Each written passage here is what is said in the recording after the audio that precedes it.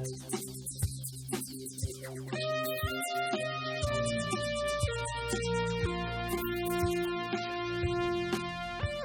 and welcome to Citizens Forum. This is being filmed on Tuesday, June the 30th in the Memorial Arena in Victoria, BC. I'd like to start by thanking our volunteer crew and the Shaw staff that makes this show happen every week.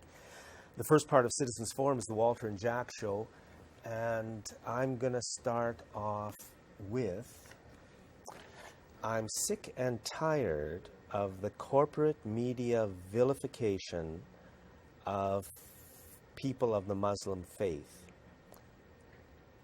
It's like there's a war on against Muslim people who live not only here but right around the world. And they even said this many years ago. They said, the people who run the United States, they said we need a war, we want a war of civilizations, or there will be a war of civilizations. And now, right in front of our eyes, they're creating it. And what I'd like to see is some kind of investigation or proof of all the stories they tell us. Like, for example, 9/11, where so much of it began. And going back before 9/11 to the American government, not the American people, the American government funding of fundamentalists to fight what was then the Soviet Union. They began this whole thing prior to 9/11. It was used to get rid of the Soviet Union. Then we had 9/11, and the official story of 9/11, I mean, there should be an investigation of that, because there's so many questions that, I mean, the official story, in my opinion, can't possibly be true. But it doesn't matter, because the power structure, the corporations, their media, and their politicians never mention it. And then the U.S. funding of ISIS to create the new crazed enemy that we have today. I mean, if you Google U.S. funds ISIS, you'll see lots of stories, research, information about just that, the U.S. funds ISIS. Maybe it's not right, but it throws question into what we're told every day of the year by CTV, CBC, Global, CFAX, the Times Colonist, the Globe and Mail, the official story. So I'm tired of it. It's very dangerous, and it's got to stop. And we've got to start focusing on our real enemy, which happens to be the very corporation that owns the media that is telling us this completely phony story. Yeah, it goes on like that. It's quite circular in the end, because they create the enemy and then they attack it, or they create a facade of an enemy. Remember back in the 80s, it was the war on drugs, but really it was a war on countries in South America, Central and South America, especially countries who were trying to carve out their own economic future, that didn't absolutely toe completely 100% the IMF World Bank line on economic policy. Then you get the war on terror, which is a war on Arabic nations, but really it's a war on Muslims, which really, in the end, it's just an attack on all our freedoms. No matter how you look at it, when they frame up these enemies like ISIS and all these other entities, they create them, and they create the enemy, they control the enemy, and then they attack the enemy in any way they see fit, until one day they get up and they decide, okay, that's no longer war. We're not going to be attacking this now, and we're on to some new thing to attack. So we're always in perpetual war, but that robs our freedoms. Not only destroys countries and destroys in the environment and people's lives overseas, but it erodes our rights and freedoms here in our own country, as we give up all these rights for these bills that the Harper regime are passing for surveillance and all this stuff. So it's kind of a perfect scenario for them to just keep creating these enemies, so that we have to fight them, and we give up all our freedoms in the process. And the American people too have paid a very, very heavy price for all of this. They've been bankrupted doing it. They're as innocent as the rest of us, really. They're just controlled, as we are all controlled, by these lunatics at the top. And, you know, the American people have got to also fight back, just as we Canadians do. I mean, to me, we've got to create a more democratic system of government where we, the people of the country, have a voice in what's happening. That's all that democracy is, really.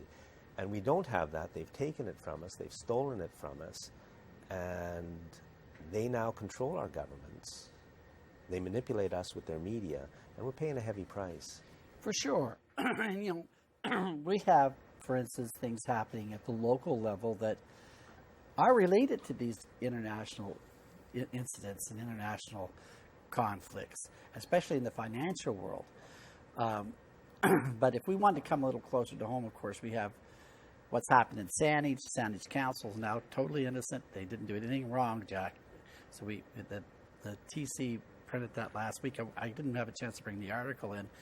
And of course, there's this other relationship that the Sandwich Council has with the CRD and how they were trying to jam that one big sewage treatment plant down our throats. $1 billion for absolutely no environmental benefit. That's right, and perhaps another couple of billion to run it. Yeah. It's a huge boondoggle that the Sandwich Council, five people in Sandwich Council was going to the CRD. I think Vic Dermond can't be marked in on that crowd, no. But the others were pushing for it. As was Victoria City Council. So there's some serious dough here, some serious money exchanging hands here, Jack. And if you look at how the structure is, it's just like the same structure we see with the IMF and the World Bank and other these large entities that just basically move in and take over and take our rights and freedoms away. We're not allowed to choose. Now, there's still problems. I think Lisa Helps and Mayor Desjardins and Richard Atwell all have come in to our rescue to a certain degree, but they're still trying to work with this old regime. And they're not out and out saying, we're not going to go this route. And there's still some ambiguities about the whole process and the legitimacy of the process. And like right now, they're all operating under the auspices of the CRD. So you have to fit your brain cells around that. That's the same CRD that tried to ram the one large treatment plant down our throats last year. Now seemingly are moving towards maybe going to a multiple plants, which makes a lot more sense, but not officially. So we're in the, these forces are acting on us, and we're all kind of like pawns in the game. We're trying to fit in, we're trying to participate, but it's very hard for people to really figure out how to do that. So at the last meeting, which I went to, it was at a hotel near downtown. Before the whole evening started, it was just a couple of hours in an afternoon, I think, Lisa Helps said that thank you all for your participation, and thanks for all the participation you're going to be giving us in the future, but we will make the decision. And she made that very clear, that we, the elected representatives, will make the decision. And I've got a real problem with that, because the we that she's referring to, including herself, includes many people who were very involved in this $1 billion almost disaster for the people of the city, which was stopped because of what was going on in Esquimalt. They just wouldn't let it proceed. So why does Lisa Helps, who's the chairperson of the Eastside Committee, say that we are going to be making a decision as if that's going to be a good thing? Their record in decision-making is not good. And the we also includes a lot of the people, or some people in Sandwich, who are involved in the entire spyware incident, which goes deeper and deeper the more we look into it. So there's real problems. We just have to keep an eye on it. We have to really work at it. What we want. Yeah, and Jack, look, Lisa Helps was appointed by the mayor of Oak Bay. I mean, we're talking about fundamental issues about legitimacy. We're looking at a massive expenditure. Oh, by the way, we haven't really fully established exactly at what point the plant would be better than what we already have. I mean, just the natural. We haven't. That's a good point. We haven't gotten there yet. So they're burying their own set of inconvenient truths. the first crowd had the wildest ideas in the world that could never fly. Thank God, I think that's off the table. But even the distributed system has its problems and there's concerns, especially when you haven't done the real science. As far as I'm concerned, I haven't seen any study that shows would show that this system, the distributed system, is going to be better than what we already have. Why not have that? Just dumping it into the Yeah. ocean. Okay. Yeah. The thing to remember. That's a serious point. The thing to remember, I think, is that nobody's been elected to build a sewage treatment plant. Nobody's run on that platform and say, elect me, and by golly, you guys are going to get this. Now, when you get into like $1 billion expenditure, might be much less with the other designs, but this is where it should go to the people. It's a regional decision. It should go to some type of referendum or go on to ballots, and people will run, and we just simply have to find a way to be part of this process. Right now, councillors get appointed to the CRD. They're not accountable to the public. It's a terrible system. And none of that is resolved while they are going to make this momentous decision.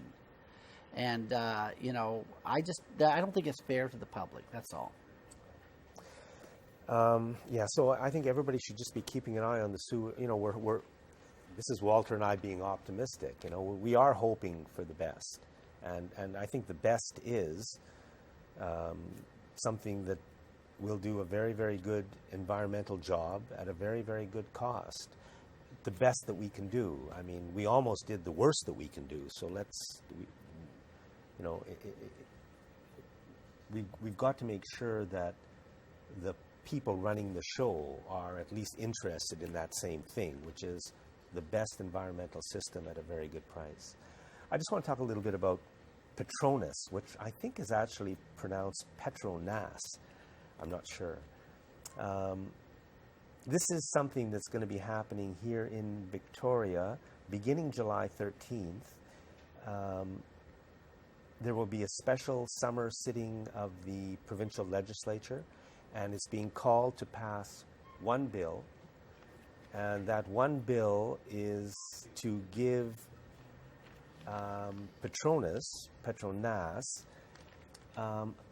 there was an editorial in the TC several weeks ago. Unfortunately, they haven't really talked about the issue since, but the editorial was good, very important. It says to finalize the deal, which they made a secret deal, which they won't tell us what's in the deal. The bill is to ratify the deal. What's in the deal? We don't know. The bill is to ratify the deal. That's how crazy things are in this province. And this is serious business because Premier Christy Clark made a concession that no BC government has ever granted. She indemnified the company against any increase in taxes or royalties until 2038, the end of the agreement. So in other words, in this secret deal, I guess there is a financial agreement, and that financial agreement she is guaranteeing cannot be changed without us fully indemnifying the company for any changes. So, and it could even be worse than that, because under all the free trade deals, if you give one company or one industry this kind of break, others may be able to get the same thing. And there also may be an environmental catch, which is that in the future, if we want to reduce fracking, because this whole thing is built on fracking, the poisoning of our province, if we want to stop that, we may also have to pay off Petronas. So this is going to be passed at a special sitting of the legislature beginning July 13th at 10 a.m. They'll introduce the bill sometime around 12 or 1 that day. They hope to get it through in as little as a week or 2 weeks. And here we are in Victoria. Maybe we can do something about it. I'm so heartened by how dedicated the Liberals and the NDP are that they'll come back in the summertime, by golly, and get this deal done. Yeah. They're thinking we're all going to be at the beach and on our holidays, and I think that's why they called the special session, so that they and the media is not going to cover it. So, and here you have the Liberal NDP coalition government in full stride, really doing fantastic work for the people of this province. But the thing is that something you mentioned before the show, and something we should all be concerned is the possibility beyond the frozen taxes and the frozen royalties, and beyond, we are all going to have to ignore the environmental aspects, the negative aspects, on into generations and generations, that they're giving them rights to. We could find that fracking's causing earthquakes and still not be able to get out of the deal. But there's also possibly a profit condition too that's going to guarantee a level of profits to these companies, which, if you think about it, we might end up having to pay this company because they're not making as much money as they should have, they thought they were going to make, as the world is shifting away from fossil fuels. So think about this. I mean, is there any other way you can give this province away? Is there something they've missed? If there is, they'll come up with it next year. You know what I mean? Is there some way that this is just so ridiculous? The royalties on this are so low. We're not going to make a dime off of this. This looks a lot like the way Alberta ran its energy sector. They were in the red during their boom times, trying to cover their own and they poisoned infrastructure. They poisoned so much of that poor province. And now they drove it into the ground, and now it's an NDP province for a little while to try to save it. But this is what we're headed for in BC. I mean, this is the crummiest deal in the world. And there's the NDP. I hate to be so tough on them. Not really, actually. It's kind of enjoyable. But the thing is that they're holding themselves up as being the opposition. Well, why not do it? Why not be a real opposition? Not this little lapdog that trails around with the Liberals. As far as I know, they may support the bill if they like the numbers or something. They've been supporting fracking all along, so they support fracking. They're not going to have a change of heart, and they have a change of heart. I'll say wonderful, but I don't know what you can do. You give them lots of ammo here; they could do anything and criticize any of these things based upon the what we know already. So let's come on, NDP, do something for this province. That's what I'm just begging them to do. Amalgamation, it concerns me. If amalgamation works and people want it, I'm for it. I don't have any, the way things stand, if I had to vote for amalgamation right now, I'd vote no. But again, if it works and people want it, I'm for it. But it really concerns me the way CFAX has been promoting amalgamation for a couple of years now. And I mean really, really pushing it. They're not reporting the news about amalgamation. I think they're creating the news about amalgamation. And they're using their power, and they have a lot, to kind of push a lot of politicians into feeling they have to do something, because how do you feel if you make a decision and all of a sudden on the radio you're being made to look pretty bad? Yeah. So they do have that power, and it concerns me.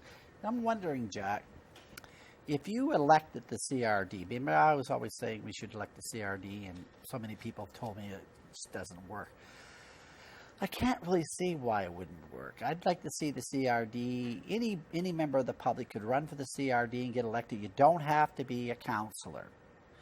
We can't exclude them from the ballot, but anybody could run, be a director in the CRD, and they would carry out the business of the CRD without this overlapping loyalties, let's say, back to the councils. I think that would help a lot in having a regional government that works, and it would allow the municipal governments to retain autonomy and retain the sort of control that they should have over their local governments. I think that's a big deal with keeping these municipalities intact. But we need to do something, because look at what we just had, and what we're going through right now with the sewage treatment. We elected our Saanich Council, we elected our Victoria Council, all the other councils, we elect our provincial government, but how could it be any worse than what we get when we directly elect people? It's a nightmare. So what we have to do is somehow change the process. We have to create a more democratic process. We don't elect these people to be our kings and queens, but somehow once they get elected, they become our kings and queens. And that's got to change. They've got to do what we want, and they've got to give us honest information. People have been talking about freedom of information and how impossible it is to get information. Well, how can that be in a democracy? They get reports that we, the citizens, can't see. I mean, these people should all be fired. Well, they go along with it. The thing is that obviously somebody's going to come along and say, okay, we're going to show you this information, but you shouldn't tell the public. But they don't have to go along with that. But they do. I know, and that's the sad part of it, that they seem to have their own private club, and they're more loyal to each other than they are to the members of the public. That's what it becomes. It becomes their club. So the whole idea of professional politicians has got to change. Yeah. There's got to be term limits, and people run through, maybe they're in for 2, 3, 4, 5, 6 years at the max, and then you're out for a period of years. If you want to come back, let's say 5 years later, okay. Other people come in, things change.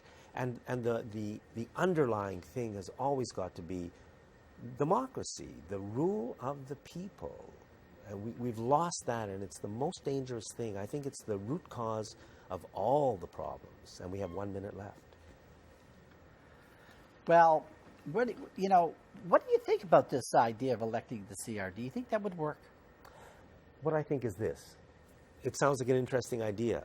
We should have some information about it. Let's get some facts and figures. Let's see how it works in maybe another place. Yeah. Let's discuss and have an intelligent discussion, find out some information, and then make a decision.